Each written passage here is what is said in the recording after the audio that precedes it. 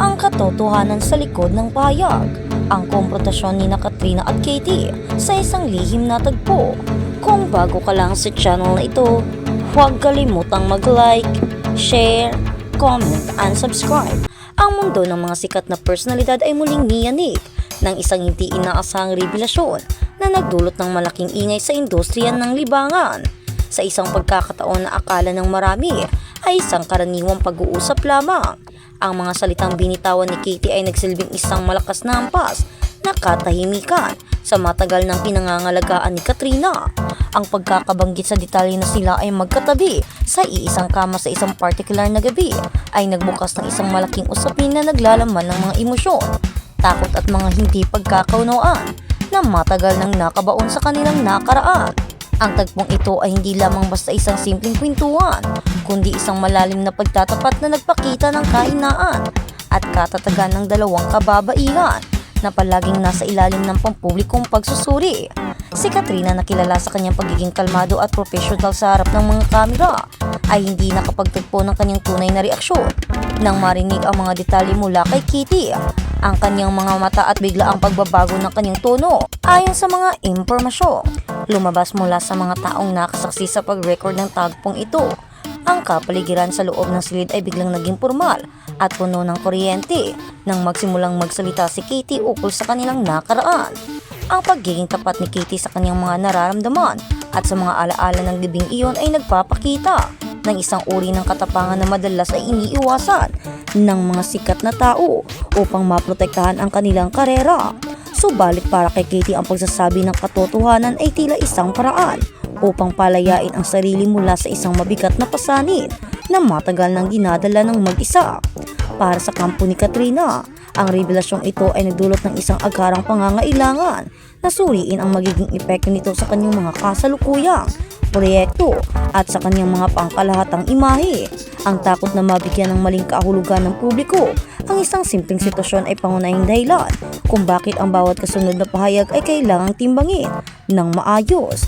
Ang dualidad ng buhay artista kung saan ang bawat galaw ay maaaring maging mitya ng kontrobersya ay muling napatunayan sa yugtong ito ng kanilang karera, kung saan ang mga pribadong sandali ay nagiging pampublikong talakayan, habang ang mga tao ay patuloy na nag-uusisa ukol sa tunay na kahulugan ng mga pahayag ni Katie.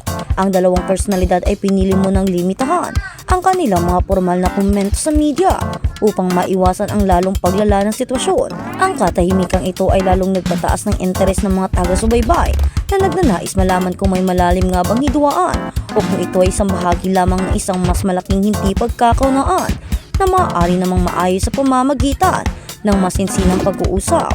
Ang impormasyon ng kanilang pagkakabigla mula sa pagiging magkasama sa trabaho patungo sa isang komplikadong sitwasyon ay isang malinaw na paalala na sa likod ng kinang ng showbiz may mga totoong tao na may totoong sugat na sinusubukang maghilot.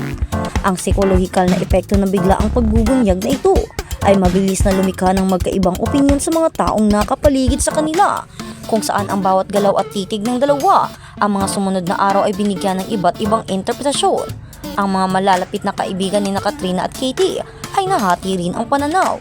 May mga naniniwala na ang pagiging prangka ni Katie ay isang paraan lamang upang linisin ang hangin, habang ang iba naman ay nakikita ito bilang isang hindi patas na hakbang na naglalagay kay Katrina sa isang alanganing sitwasyon nang walang paunang bahala.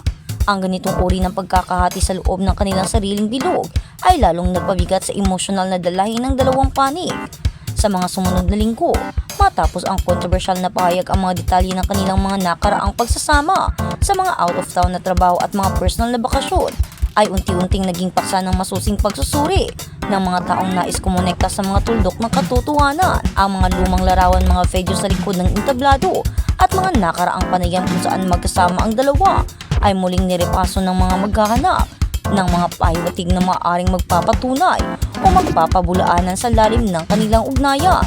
Ang ganitong uri ng pagtigas sa kanilang nakaraan ay nagpakita kung paano ang isang maikling pahayag ay maaaring maging mitya ng isang malawaking investigasyon sa pribadong buhay ng mga sikat na tao. Para kay Katrina, ang hamon ay hindi lamang ang pagharap sa pampublikong opinyon, kundi ang pagpapanatili ng kanyang sariling kapayapaan ng isip Sa gitna ng ingay na hindi niya ginusto, pagtulog sa iisang kama na sa konteksto ng industriya ay madalas na nangyayari dahil sa kakulangan ng spasyo o sa tindi ng pagod sa mga taping. Ay nabigyan ng isang kulay na nagdulot ng labis na pagkabahala sa kanyang pamilya.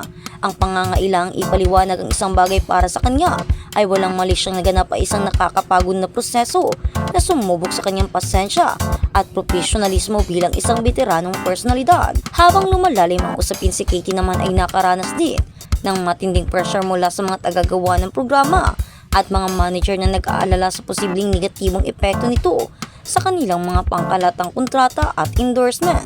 Ang pagiging matapang sa pagsasalita ay may kaakibat na pananagutan at ang realidad na ito ay mabilis na nararamdaman ni Kitty nang ang ilang mga kliyente ay nagsimulang magtanong ukol sa direksyon ng kanyang pampublikong imahe.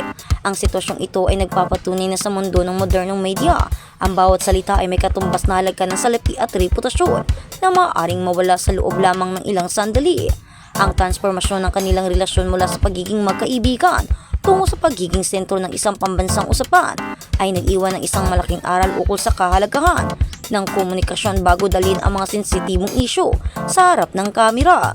Ang pag-uusap sa likod ng mga sagradong pinto ay madalas na mabisang paraan upang resolbahin ang mga hindi pagkakaunawaan kaysa sa paglalantad ng mga ito sa isang plataporma kung saan ang bawat tao ay may kalayaang maghinala at manghusga ng walang sapat na batayan. Habang ang dalawang personalidad ay patuloy na naghahanap ng paraan upang maayos ang sitwasyon, ang publiko ay nananatiling naghihintay sa susunod na akbang ng magkabilang kampo.